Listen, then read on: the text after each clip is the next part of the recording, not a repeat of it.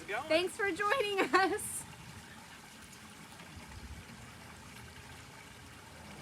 Welcome to Marshall Gold Discovery State Park. Thanks for coming back.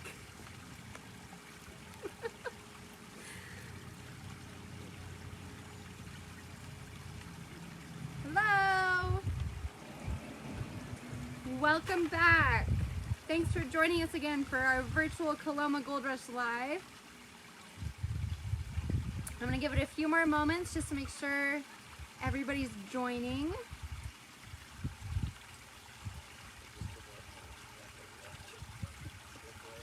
Hello, hello.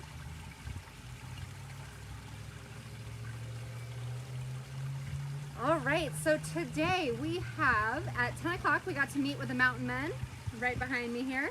At 11 o'clock, we got to meet Mrs. Talbot, who was our merchant during the gold rush. And we've saved for our last two, we have to talk about the miners themselves, right? So for the 1 o'clock hour, we're going to meet Clyde Jefferson. And they are going to show us how to work the long tom and a little introduction to gold mining. And then at 2 o'clock, we're going to go down to the river and see our miners' encampment and hopefully let them strike it rich. So thank you so much for joining us. I see some people on there who have joined us for all of them. That's wonderful. Thanks for letting me know. And I'm gonna turn it around. Miners, are we ready? Okay, here we go. Hi, my name's Timothy, and I was in San Francisco when I heard about the gold rush. And this is my partner in my company, Clyde. Hi there, I'm Clyde. I'm fresh from Tennessee, and I came in, I found Mr. Timothy here, and he's going to teach me how to find gold. So let's join him. So when I first got here to Coloma, I started with a pan just like everybody else did. But I realized that to survive in Coloma, you had to do about 100, maybe 150 pans a day to get enough gold to survive here in Coloma. So I thought there had to be a better way, so as a carpenter, I built myself a rocker. And then I worked it by myself. And then I ran into Clyde here, and we formed a company. There's two other miners with us. They're not here today, they're working a different claim. What happens with a company like this, you can belong to different companies, and you could work different claims, and you always get a portion of the gold that's found here today, but not the same amount as the people working it. So, when we formed the company, we decided to make a long tom, since we had 4 people. And what we do with a long tom would take a lot less time than with a pan. We're going to demonstrate how a long tom works. You know, gold is 19 times heavier than water. So if you had a cup that was 8 ounces of water, and set it next to a cup that was of gold, what would it weigh? Well, it'd probably be about 152 pounds, right? 52 ounces? Ounces, 152 ounces. So, there's a big difference between water and gold. So where's the gold going to be? It's going to be on the bottom. It's going to go on the bottom. So, Clyde here is going to shovel some pay dirt in here.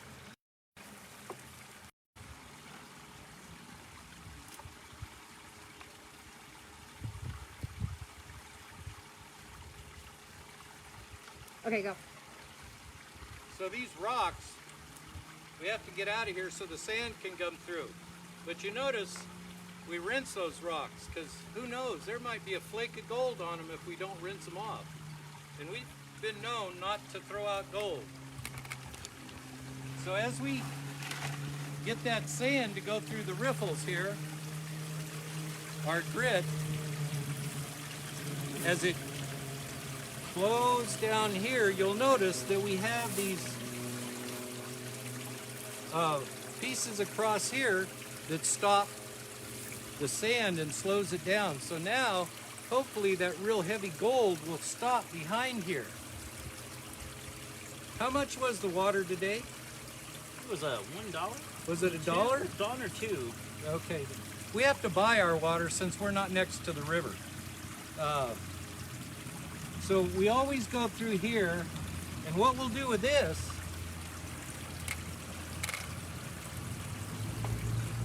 is we'll get our pan, and we use our spoon to take this out, and what we'll do is we'll pan the rest of this out.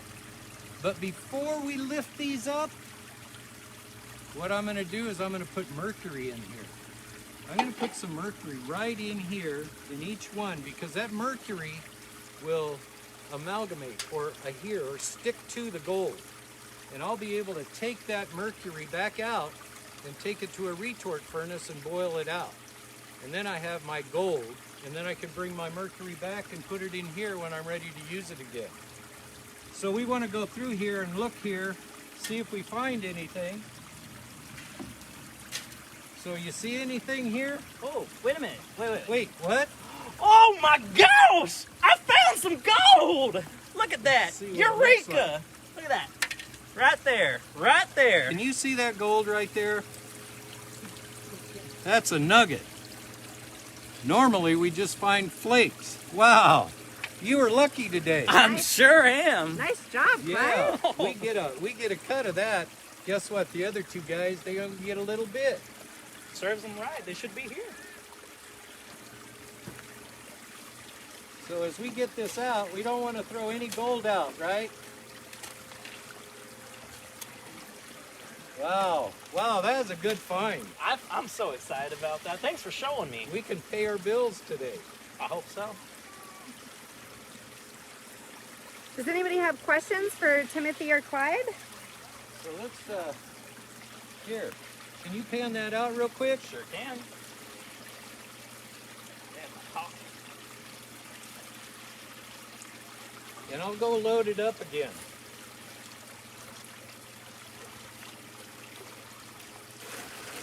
So Clyde, can you kind of explain the process you're doing right now with the panning? Oh, absolutely. So, whenever I have a pan, I always want to make sure that I'm not being too aggressive with it. Gold's really heavy, but sometimes it can be really small. And if I go too aggressive, I'll throw it right out of my pan. So, when I do my dips, I shake up this pan. It's called agitation. It's really getting all that heavy stuff, the gold, sink down to the bottom. And then, when I do my dips, I can let that top layer flow right off. If you guys can see, when I do my dips, that top layer goes right nice off that pan. I do it about 3 or 4 times, very gently, and then re-agitate it, just in case if my gold traveled up to the side. Then, once it's back down, I can just keep going through. And it helps to keep getting fresh soil in there, because, you know, if you just do the same soil over and over again, you find the gold there, you already found your gold. So I always get more in there. Slowly but surely, we'll get through about a couple pans, and hopefully we'll make another nugget the size we found. So did you find any flakes yet? Not yet, but I'm not going to give up. So how do you know when you found gold? Well, Go ahead. well, as you see right here, if you get a little closer, you can kind of see that the soil's getting darker. That darkness is called the payload.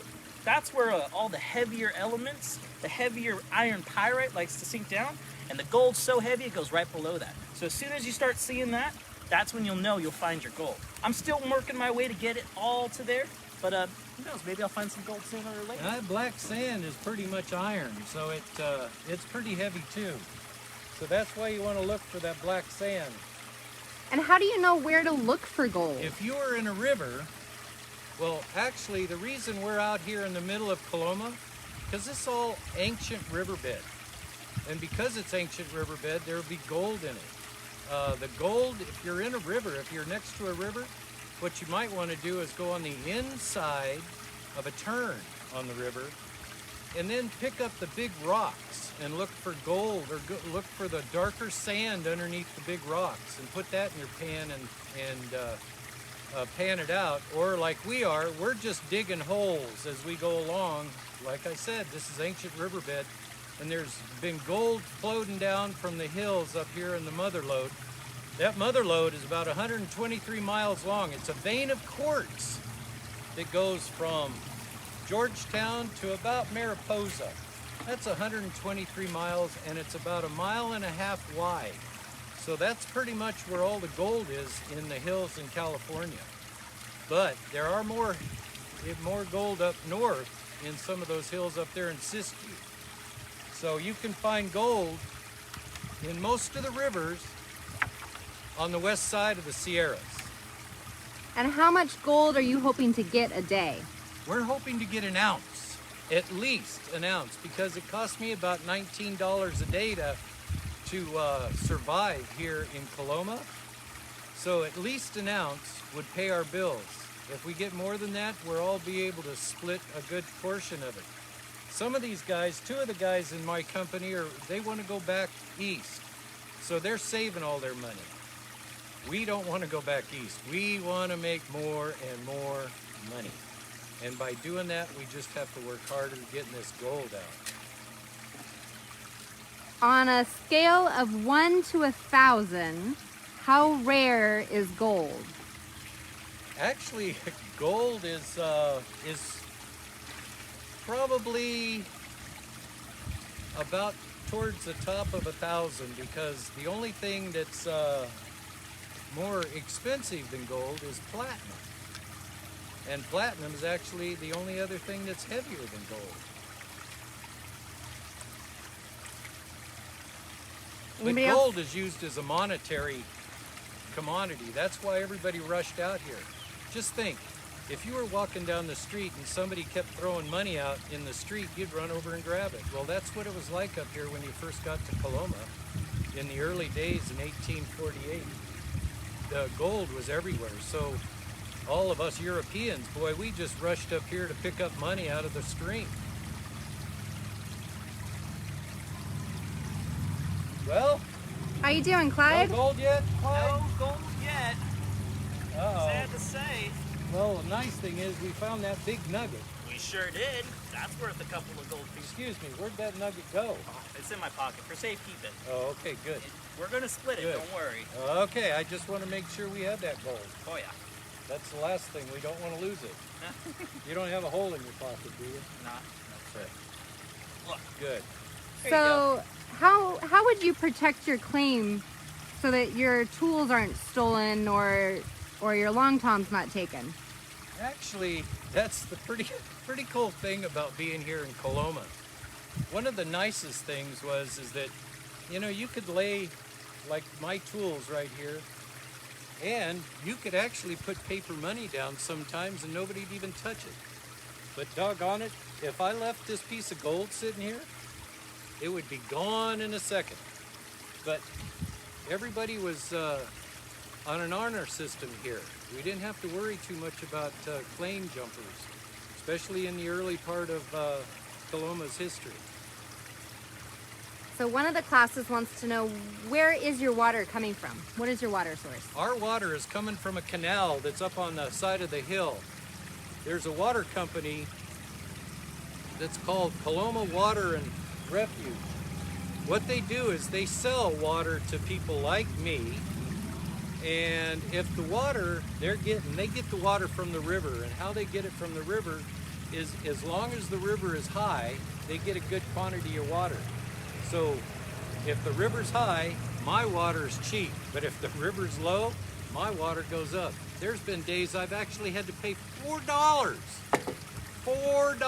for water for a day. Can you believe that? Now, if I was right next to the river, I wouldn't have to do that. But see, the problem is next to the river, everybody else is there. But see, out here in this ancient riverbed, nobody has been digging here. So I figured this was a great spot to start finding gold. And as you see, just today, right off the bat, we found a good nugget. That almost looks like a piece, right? No. I guess I'll keep looking then. So where did you both come from? Tell me a little bit about where you guys came from, and Clyde, do you have any hopes of going back? Well, I'm a young buck, as you can see, and so I'm fresh from Tennessee.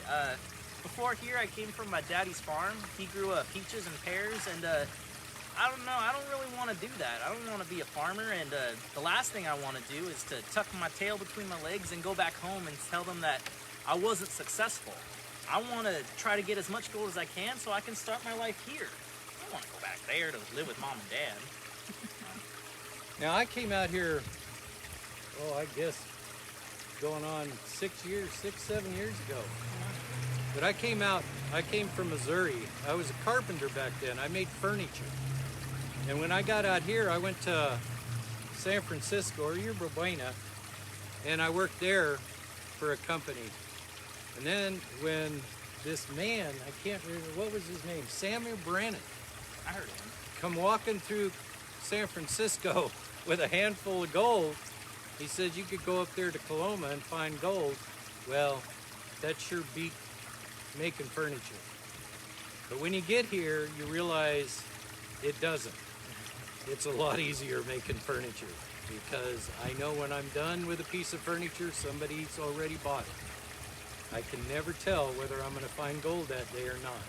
I don't know about you, but sometimes when I'm leaning over all day, my back Oh, starts yeah. hurting, and then my feet are in the water, and my toes get cold, and my Oh. hands are all pickled and pruny. During the Not really winter, fun. it's the worst because you get out here, it's storming, it's raining, you still have to make your money to stay here. But I have no plans on going back. I'm going to stay here. I'm hoping to make enough money to open up a furniture store here. So what does your typical day from sunrise to sunset look like? And can you just go looking for gold wherever you want? Well, no, you can't look for whatever you want. But a typical day here is you get up in the morning, you might have a biscuit and some beans if you still had some left over from the night before. And then you go about your day, and the day would be from the time you start working at your claim. You start digging your pay dirt up, you start shoveling it in, you make sure you're buying your water, and then when it starts getting dark, you go back to your house or your tent, whichever you have. Most of them have tents here, but I built a house. Being a carpenter, I could do that. So I had a little one-room cabin.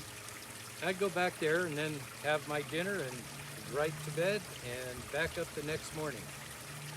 As far as how you get your claim,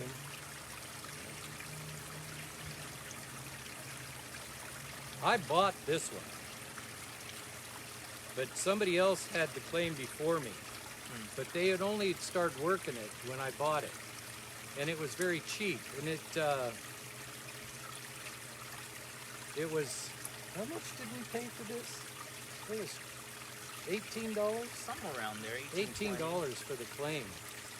But before, if you got up here early enough, you were able to register a claim. You'd mark it off, and I can't particularly remember the size that you could make it, but you would stack rocks on the corners. So you would know exactly where the edge of your claim was, and then you'd register that claim with somebody, so somebody knew, the miners would register it, and then that way they knew exactly where your claim was. You had a name on that claim. Now since you had that claim, you could sell it. And a lot of the miners sold their claims to a lot of the Chinese that were up here. Do you hunt for food, or are you able to go to the merchant store? Well, personally, I don't have a lot of money, so I really don't be going to that merchant store very often. I really can't afford to be buying eggs every single day. Like, I like to eat, don't get me wrong, but Let me shovel another shovel. yeah, go ahead. It's pretty expensive. Sometimes I can get the camp cook to get me a biscuit, smile at her and tell her stories, but other times I gotta pay, and I'm not doing very well at mining so far, so I really have to hunt my own food. Now, there's a lot of beavers around here. Sometimes there are foxes and jackrabbits. It's a really good trade to know how to hunt for food and how to skin an animal. Some people actually do that for a living. I don't know if you guys have heard about the mountain men around here. They probably were on a little bit earlier, if I remember correctly, but they're well versed in the art of finding an animal to eat and whatnot. But that's usually what I have to do. Hunt Have you my own guys food. found I much ha- gold? How much gold have you guys found? Well, Most of the gold I've found so far has gone back into making a living, having to survive, because I don't do so much hunting. I do mostly I survive on the staples, you know, beans and flour and what little salt pork I can get, things like that, because I'd rather be working my claim than out hunting something. I got my family back home. Although I left them, I do love them dearly, and sometimes I think it's best that I give back a little bit. I haven't found a lot, but I know that when I do find more gold, I'm gonna save up and send some of it back home to them so that they can, you know, make up for the time they spent raising me and really help them out a little bit. So that's where my gold's gonna go. And until then, I'm gonna scrape by and do what I can, and so I can save enough money for that. Well, great. I have one more question. Clyde, you kind of answered it, so I'll ask Timothy. Timothy, did any of your family members follow you out to California? Clyde, it sounds like most of your family stayed behind. Actually, none of them followed me out here. I was the youngest of 3 kids. And my mom and my dad had already passed away, and my other siblings decided they would stay there because they figured it was a lot safer. But I was a little bit more adventurous, so I'm out here by myself. I do write letters back there, and they do send me letters back on how they're doing. I let them know how I'm doing. I'm still up above the ground. Well, thank you for joining us today and explaining the long tom. I'm going to step back a little bit just so we can get another shot of this long tom here.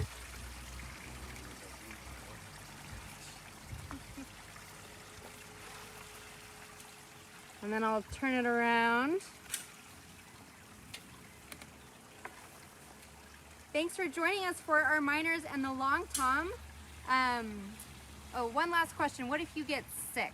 You know, there weren't a whole lot of doctors out here in the beginning, so people were having to take care of themselves, and in the companies, they would have to help each other out.